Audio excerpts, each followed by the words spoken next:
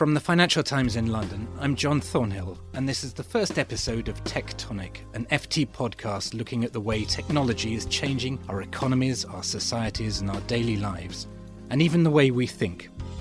Each week we'll look at a different aspect of the digital landscape with the help of scientists, entrepreneurs, and academics.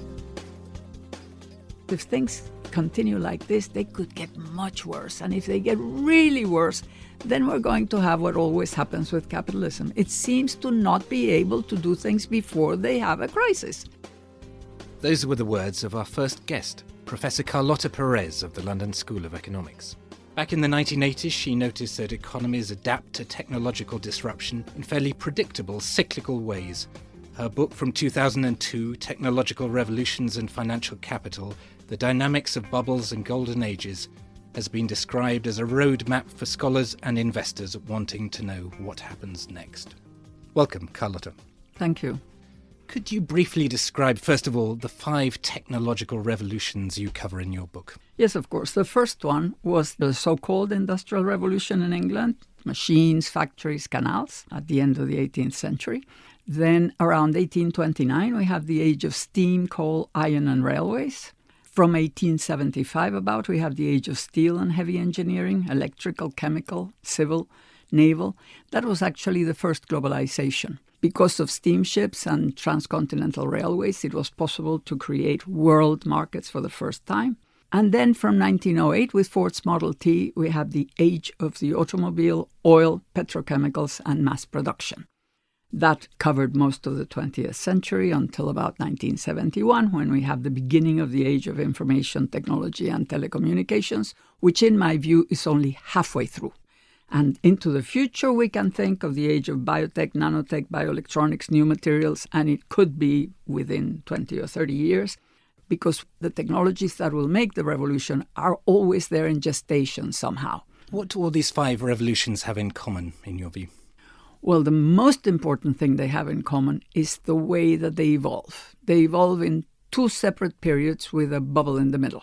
The installation period, which is the first period, is one of creative destruction. So each time we have had a very important infrastructure that defines the markets, that widens the markets. But there is always a bubble at the end of that installation period, and that crashes horribly most of the time. What happens in the installation period is that there is normally a very strong polarization of income, a lot of people unemployed, disemployed, there are industries that are destroyed, regions that lose out. When the bubble collapses, all those things are super visible. So the second phase of each revolution, which I call the deployment period, is better, is the time when truly the whole power of the technology spreads completely, and it includes the social benefits. And in what ways does the current revolution that we're going through, the 5th of your revolutions, differ from the 4 that preceded it? Well, first of all, I have to say that it's similar in the way it has followed the script up to now. But we've had 2 crashes, have we not? This time we had 2 crashes, but in the previous globalization, we had about 7 crashes in different places. This time we've had 2, and we might even have a third, unfortunately. I hope we can avoid it, but it doesn't look like we might. The important thing is that the previous revolutions had the golden age after the recession that follows the crash. And we could now perhaps have a global sustainable golden age. I think it is perfectly possible with the current technologies. What would be necessary to bring that golden age about? How do we need to kind of tilt the playing field to enable that to happen? Well, tilt the playing field is the word. The first thing we have to understand is that every golden age has had to do with socio-political choices made by governments, because capitalism really only becomes legitimate when the greed of some is for the benefit of the many. I think in order to tell you what has to be done next time, I have to give you an example from the past, because otherwise we don't learn anything from history, and that's why it's important to understand how revolutions happened before. The mass production revolution brought the post-war boom. Now, what happened then? If we look at the 1930s, we have some similarities with today. We see xenophobia. We see a lot of people angry and following that time, fascism and communism, now all sorts of extremisms, right and left. Leaders that really offer heaven, even though they cannot deliver. But the whole thing is that people are angry and disappointed. But you also have something else which is very important, which is that there is an enormous technological potential which is not being used. Not enough investment is going in the possible innovations because there is not enough demand. And demand is normally created by some policies, but it has to be policies that are adequate for that particular revolution. So what was the previous revolution? It was about mass production. So what was the direction in which it was tilted? Well, first of all, it was the World War. And with the World War, it was obvious that producing a lot of weapons made a lot of good business, and they became cheaper and better and so on. But then at the end of the war, governments did something very important. They created a set of policies that favored suburbanization. Before the automobile, you had railways, so you only had stations, and the land in between was very cheap. It had no way of being used. But once you have the automobile, you can build cheap, mass-produced houses to put lots of electrical appliances inside and a car at the door. And at the same time, governments made the welfare state so that workers could buy those houses. So you have homeownership and consumerism. That's one of the directions. And the other direction was the Cold War, of course. So that you had innovation going in the two directions. If we had stayed in what was visible in the 30s, it was very difficult to imagine this golden age that came after the war. The same thing is happening to us now. In order to get the technologies to go in the right direction, you've got to tilt the playing field. And I hold that the most effective way of doing that today is tilting it towards green. Now, you've been contributing to that debate. There's a book that's out this year on rethinking capitalism in which you've written a chapter on green innovation. How can technology help save the planet?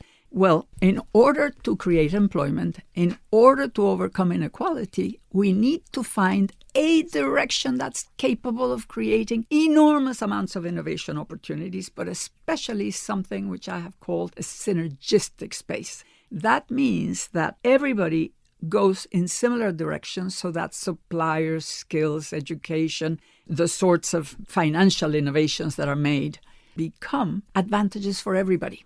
That is exactly what happened with the mass production world.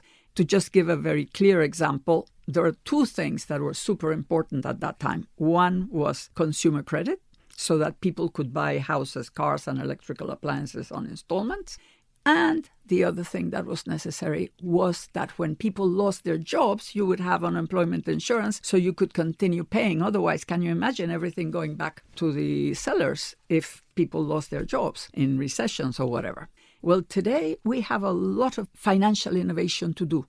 And green innovation has got to be financed in different ways. We've seen some examples of that with Bill Gates and the Breakthrough Energy Coalition and so on. Do you think that's a good initiative? It's a good initiative, and we need many more. But it isn't just a question of investing in renewable energy.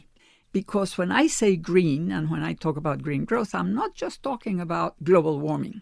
I'm talking about something much wider. It means new lifestyles, which are less energy and materials intensive, many more experience, health, exercise. You know, what the elite is doing today would become the lifestyle for everybody, which is what happened before. Because the elite in the 1930s was having houses and electrical appliances and all the rest and cars. And that's what happens each time. Who can have an electric car now? People who have a lot of money because they're more expensive. They will become cheaper when demand grows. And demand grows when changes are made so that demand grows.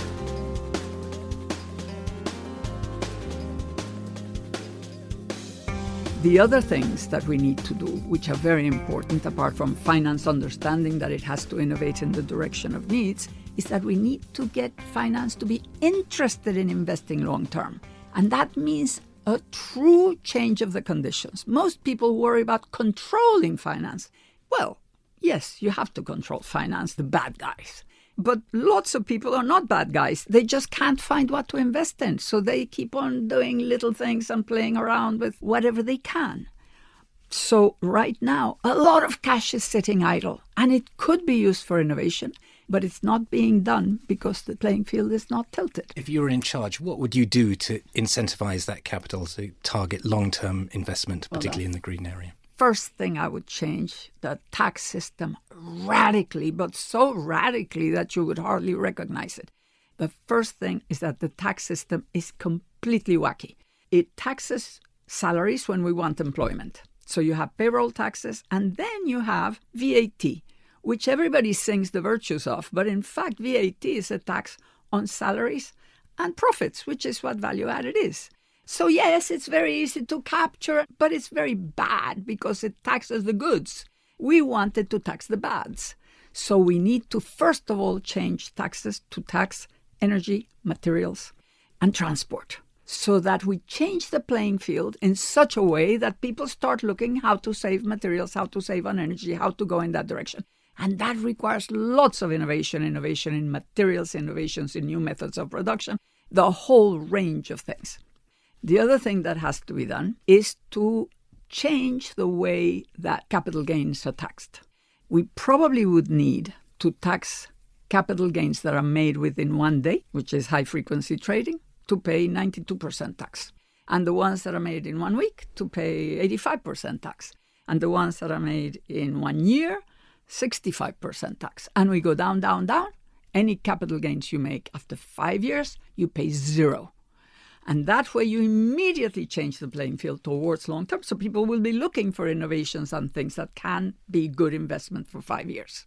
Now, I'm trying to reconcile what you've been saying with the theories of Robert Gordon, who recently made a bit of a splash with his book, The Rise and Fall of American Growth, making the case that we are massively exaggerating the impact of technology at the moment. But if I understand you right, you're not saying that it's the technology that is lacking, but you're saying it's the financial investment that is needed in order to propel that innovation and technology forward. Is that right? 2 things are needed. One is finance, but the other is socio-political choices. So it means, for instance, that if you were to favor people who would change GDP towards services, if you don't tax employment, but you tax materials, services would be better than goods, right? And goods that have less material and less energy would be more profitable, and competition would go in that direction. If you were, for instance, to change the incentives and regulations so that rental of goods doesn't pay taxes or whatever, pays very little taxes, but selling goods pays more. Imagine that the whole business model were to change to rental. We have technologies to make goods last 90 years. And we have 3D printing to make parts and spares and things to keep them alive and to keep them improving all the time. Well, can you imagine the amount of maintenance workers that would be employed if we had that business model instead of the buy, use, and throw away? Just changes like that, which have to do, of course, with having consensus, because you cannot do this from government. We've got to change not only the policies, we've got to change the process by which you make the policies. So policies have to take into account a consensus building process, which is a new mechanism and a new institution. We also need to overcome the bureaucratic aspects of government. The big companies in mass production times use the same bureaucratic model that states used then and continue to use today. And that is a huge problem. We've got to change the state. We have to change the way it relates to people, the way it relates to business, the way it relates to itself, and the way it's organized. And do you think technology can help bring about that new political certainly. change and new consensus that is needed? Absolutely. One way is just using computers. Actually doing a lot of things relating to people directly. There are so many possibilities of using them in a much more modern way. But there is something else, which is a way of thinking, a new common sense about how you do things. That is as much a part of the technological revolution as the technologies themselves. It used to be that everything was organized in a pyramid, centralized, and you divided the task bit by bit, and people just did a bit. Now, no, people do the whole task as a group, and people collaborate. It's a very different way of organizing, and that has to happen in the state as much as it is already happening in most advanced companies. Carlota, you've suggested that some countries in the developing world might be able to leapfrog the developed world in terms of using technology in faster and more innovative ways. Could you expand on that a bit? What do you have in mind? Okay, well, there are little examples that we can give of this possibility, like, for instance, Kenya with their M-Pesa, where they managed to get people to have banks just on their mobile phone, and not a real bank, but the actual mobile phone company becoming a bank. But there is something much bigger that we have to look at. This is the second globalization. Out of the 5 revolutions, only 2, this one and the third, have been global. So we have to learn from that third one. In that third one, the US and Germany were able to forge ahead and catch up with England, and the US at the end became the leader of the world rather than Britain. And Germany lost the war, and that's why it didn't become the leader. So in fact, what China is doing today is a perfect parallel with what happened, and then the same with Japan and the 4 tigers and so on. We are now in this between installation and deployment, which is like a turning point period when things will change. Government has to intervene because normally the second half is more led by production than by finance, and it's supported by the state. So now, in order to have enough demand for the advanced countries, we need the developing world to develop, because the advanced countries can no longer be the producers of mass consumer goods. They could be the producers of advanced, green, sustainable capital goods for the developing world, while the developing world then produces and sells. So everybody would be benefiting. We need to change the way of life. The American way of life, which was the model that was followed during the post-war boom, is now still being copied, and everybody is aspiring to that. We need to have a sort of new, I would call it a European way of life, perhaps, which is more about health, more about exercise, more about entertainment, which is experiential rather than couch potato style. If that were to happen, that would make it possible for the developing world to develop. Otherwise, we don't have 7 planets. We cannot do American way of life for all the Chinese and all the Indians and everybody else. But there's a certain irony in what you're saying, that the west coast of America, which has been so much at the forefront of leading technological innovation, is in a way enabling countries like China to leapfrog America. Well, but that's exactly what the UK did in the past. What they did was to leave behind industries in the UK, which did not develop electricity and steel and chemistry, were very much the industries that Germany and the US used to leapfrog, whereas Britain was taking care of the railways and the things in Australia, in New Zealand, in South Africa, in Argentina, the whole of the Southern Hemisphere, plus funding a lot of what the US was doing, not Germany, but a lot of what the US was doing. So this has happened before. I think it's great that China is developing, and I don't think there is anything one should do to stop it. But we need to develop more countries, the whole of Africa, the Middle East. Do you realize that all these migratory pressures have to do with the fact that people have horrible lives? Not talking about the wars. But perhaps the causes of the wars have to do with precisely the level of dissatisfaction and so on. But we need a better global world, which is sustainable socially too, and that is what will stop problems like migrations and lack of demand for what these countries could do. The prevailing ideology on the west coast of America is pretty much that of a libertarianism, that government should simply get out the way in order for progress to happen. But you're saying that wise and active governments are really essential for helping to shape those markets and incentivize people in order to progress. Is that right? Well, I have been telling them that they are making a huge mistake. They think they can solve every problem with just technology, and governments should get out, which, by the way, has to do with how they developed in the early times. But it so happens that the people who would benefit most from a proper worldwide tilting of the playing field would be the ICT people. The whole of the technology world are the ones who have the most to gain. You know, with mass production, Charlie Wilson of General Motors was being proposed for a job in government, and everybody said, no, General Motors, blah, blah, blah. And he said, what's good for General Motors is good for the US and vice versa. And he was absolutely right. And what's good for the world, for the global economy, is good for the ICT companies and vice versa. And they should be the first to be lobbying governments for smart grid so that we can use all the various technologies. They should be lobbying governments for getting infrastructure for electric cars and all sorts of things. And also for income distribution across the world. I mean, not income distribution in a simple way. We have to find ways of doing it in such a manner that it will really move investment. You know, governments are not really understanding that they are the ones who are guilty. Austerity is austericide.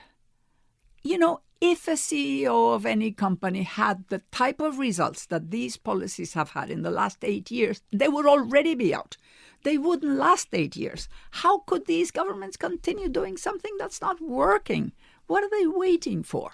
And the libertarians don't realize it either, but they will, because if things continue like this, they could get much worse. And if they get really worse, then we're going to have what always happens with capitalism. It seems to not be able to do things before they have a crisis. Last time we had to have a world war for things to change. So let's hope we don't need a world war now. Let's hope we don't need a third crisis. Let's hope we can understand the moment we're living and we can start working, because it's not easy, to invent what to do and to try it out. We have to try it out in pilot things. We have to have people who are really experts. We have to have business come in and work with government people to see what could be done. But to know that the task is enormous and it requires being bold, being imaginative, being as imaginative and bold as the Keynesian revolution was after the World War. Well, I'm afraid that's all we have time for today. Thank you very much, Carlota, for a fascinating discussion. We'll be back with another episode of Tectonic next week.